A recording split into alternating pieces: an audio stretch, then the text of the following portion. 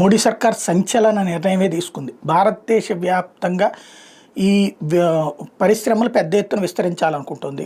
పరిశ్రమలు పెద్ద ఎత్తున రావాలనుకుంటే వాళ్ళకి కరెంటు ప్రాబ్లం ఉండకూడదు. ఒకప్పుడు మనం చూసేవాళ్ళం కరెంటు పొద్దున పొట్టిస్తాం, లేకపోతే సమ్మర్లో ఇవ్వం, కంపెనీలు మూసుకోండి అని చెప్పే స్టేజ్ నుంచి ఇప్పుడు కరెంటుకి ప్రాబ్లం లేదు వాళ్ళకి. అయితే దానివలన డొమెస్టిక్ ప్రాబ్లం రాకూడదు కాబట్టి రెండింటికి రాకుండా ఉండాలంటే ప్రొడక్షన్ భారీగా పెంచారు. భారతదేశ వ్యాప్తంగా కూడా solar power, wind power, recycling power ఇట్లాంటివి భారీగా పెంచుతున్నారు. విదేశాలు కూడా ప్రత్యక్షంగా పెట్టుబడులు పెట్టడంతో భారీగా సాగుతోంది.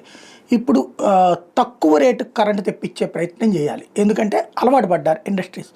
ఇప్పుడు అవి భారం పడకుండా ఉండాలంటే, కరెంటు భారాలు ఎక్కువ కాకుండా ఉండాలంటే యూనిట్ 10 రూపాయలు, 15 రూపాయలు, 20 రూపాయలు పెడితే వాడి దగ్గర నుంచి ప్రొడక్షన్ కాస్ట్ పెరుగుతుంది. ప్రొడక్షన్ కాస్ట్ పెరిగితే ఆటోమేటిక్గా అమ్మకం కష్టం అవుతుంది. కాబట్టి ఆ దిశగా అడుగులు వేస్తూ తక్కువ రేటు కరెంట్ ఇచ్చేటటువంటి దిశగా అడుగులు పడుతున్నాయి. అందులో సోలార్, విండ్ పవర్తో పాటుగా న్యూక్లియర్ పవర్కి మెయిన్ కాన్సన్ట్రేట్ చేస్తుంది. 7,000 మెగావాట్ల విద్యుత్ ఉత్పత్తికి అవసరమైనటువంటి న్యూక్లియర్ రియాక్టర్స్, 10 న్యూక్లియర్ రియాక్టర్స్ దేశవ్యాప్తంగా ఏర్పాటుకి ఓకే చేశారు.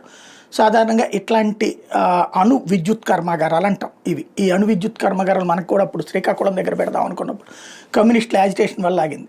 ఎందుకయ్యా అంటే దానివల్ల నాశనం అయిపోతుంది రేడియేషన్ అని. చైనాలో న్యూక్లియర్ రియాక్టర్స్తోనే పవర్ ఉత్పత్తి చేస్తారు, రష్యాలో న్యూక్లియర్ రియాక్టర్స్తోనే పవర్ ఉత్పత్తి చేస్తారు. కమ్యూనిస్ట్ దేశాల్లోనేమో ఆ ప్రాబ్లం లేదు, ఇక్కడ మాత్రం మనకి చెడగొడతా ఉంటుంటారు. ప్రస్తుతం మరి భారతదేశంలో పెద్ద ఎత్తున చేయాలనుకుంటున్నటువంటి మోడీ ప్రయత్నాల్ని దెబ్బతీస్తారా, సక్సెస్ అవుతుందో చూడాలి.